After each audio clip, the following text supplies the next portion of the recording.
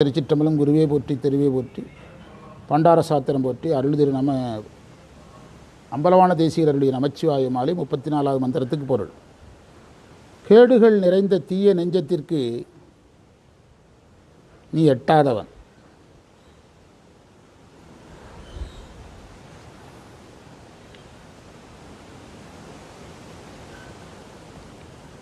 அந்த உயிர்கள் நன்மை கருதி அந்த கேடுகளை எல்லாம் நீக்குகிறாய்.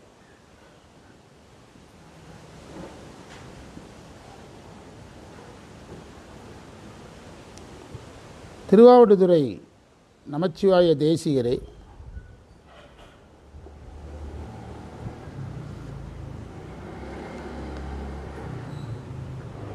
உயிரில் இருக்கின்ற ஆணவமலத்தால் அறியாமை,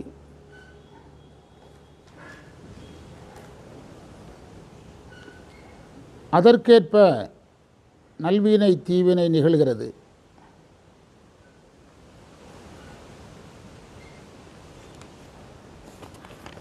நீ கருவிகளை கூட்டுகிறாய்,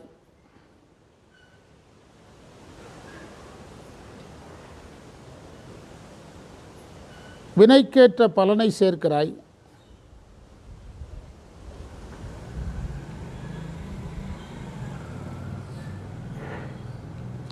ஆனால் உயிர்கள் செய்த வினைக்கு வினை உன்னுடைய வினையாக சொல்லப்படுவது ஏன்?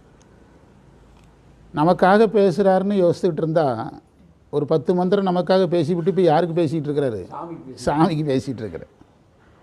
சிலர் பஞ்சாயத்து பண்ணுறவன் நம்மளை திட்டுற மாதிரியே திட்டிகிட்டு இருப்பான், பிறகு நேர்மையின் பக்கத்துக்கு வந்துடுவான் திடீர்னு. அந்த மாதிரி ஆமாம் ஆமாம், உன்னுடையனவாக கூறுதல் எப்படி பொருந்தும்?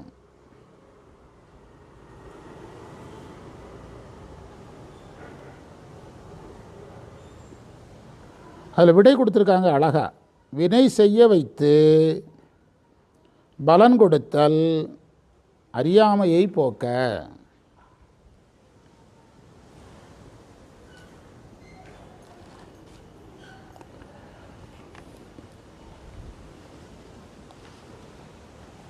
முதல் செய்தி, குறைவுடைய மனதுக்கு எட்டாதவன். குறைவுடைய மனதிற்கு எட்டாதவன். சோதியனே துன்னிருளேனாலே புரிஞ்சிடும். சோதி என்பது நிறை மனதுக்கு எட்டுதல், துன்னிருள் என்பது குறை மனதிற்கு எட்டாமை.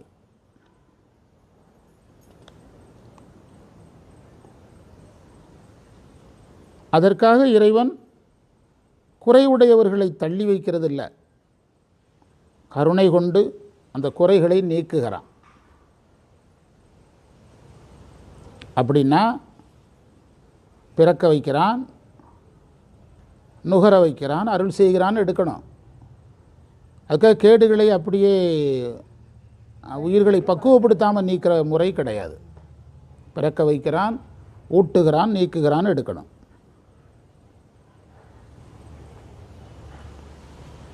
அடுத்து இறைவனுக்காக பேசுகிறார். ஆணவமலம், ஆணவமலத்தால் வினை, வினை செய்ய கருவி.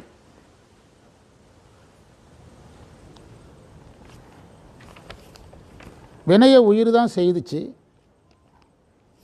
ஆனால் யார் செய்ததா சொல்கிறோம்?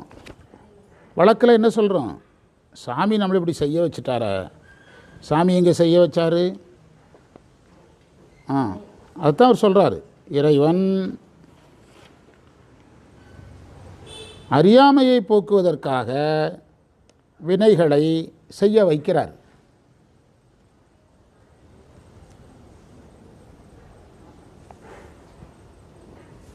போக்குவ வினைகளை செய்ய வைக்கிறார். அந்த வினை உயிர் செய்தது தான். யார் செய்ததா சொல்லக்கூடாது, இறைவன் செய்ததா சொல்லக்கூடாது. நீங்கள் நல்லா இருக்கணும்னு ஒரு பிஸ்னஸை வச்சு விட்டா அதில் நஷ்டம் வந்து அவங்க அப்பா பேரை சொல்கிறதா? அடுத்து என்ன சொல்கிறீங்க? அதே தான். அதில் ஒரு இழப்பு வரும்போது அது அந்த உயிர் தான் அதுக்கு ஏதாவது காரணமாக என்ன செய்யணும்? முன்னிற்கணும். உங்களுக்கு ஒரு மினிஸ்டர் போட்டு கொடுத்தா ரயில் கவுந்ததுன்னா பிரதமர் பேரை சொல்லக்கூடாது.